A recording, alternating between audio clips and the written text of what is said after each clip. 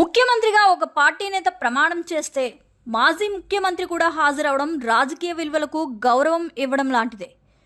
కానీ ఇప్పుడు ఓడిపోయిన సీఎంలు అసలు కనిపించడం లేదు, ప్రమాణ స్వీకారానికి రావడం లేదు, పోనీ అసెంబ్లీకైనా వస్తారా అంటే అది లేదు, కక్షలు కార్పణ్యాలకు పోయి బయటికే రావడం లేదు. కానీ ఒక రాష్ట్రంలో సీఎం అయిన గిరిజన నేత ఈ దుష్ట సాంప్రదాయానికి చెక్ పెట్టారు. ప్రజాస్వామ్య విలువలంటే ఏంటో రాజకీయ పార్టీలకు తెలియజెప్తున్నారు. స్వచ్ఛమైన రాజకీయాలు అనే పదం ఇటీవల కనుమరుగైపోయింది. అధికార పక్షం ప్రతిపక్షం పరస్పర ఆరోపణలు, కక్షలు కార్పణ్యాలతో కొట్టుకునే పరిస్థితులు కనిపిస్తున్నాయి. అయితే ఒరిస్సా కొత్త ముఖ్యమంత్రి దీనికి ఫుల్ స్టాప్ పెట్టారు. దేశవ్యాప్తంగా రాజకీయ పార్టీలకు ఒక లెసన్ చెప్తున్నారు. సర్పంచ్ నుంచి ముఖ్యమంత్రిగా ఎదిగిన సామాన్యుడు ఒడిశా సీఎం మోహన్ మాంఝీ స్వచ్ఛ రాజకీయం అంటే ఏంటో చెప్తున్నారు.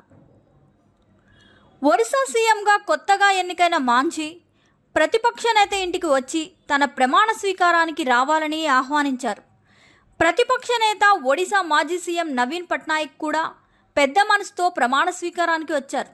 అంతేకాదు, నూతన సీఎం స్వయంగా ప్రతిపక్ష నేతకు కాళ్లకు నమస్కరించడం సంచలనమైంది. అంతేకాదు, తనకు సలహాలు ఇవ్వాలని కూడా కోరారు.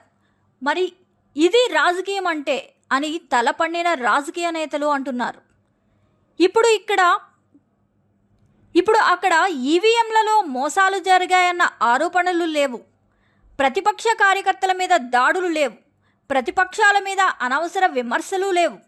ఇలా అంతా సవ్యంగా సాగుతున్న రాజకీయ వ్యవస్థ ఒడిశాలో కొలువుదీరింది. ఈ విధంగా జగన్నాథుడు సొంత నేల స్వచ్ఛ రాజకీయాలకు నెలవైంది, ప్రజాస్వామ్య విలువలకు ఆనవాలమైంది. ప్రతి రాజకీయ పార్టీకి ఒడిశా ఒక లెసన్ చెబుతోంది.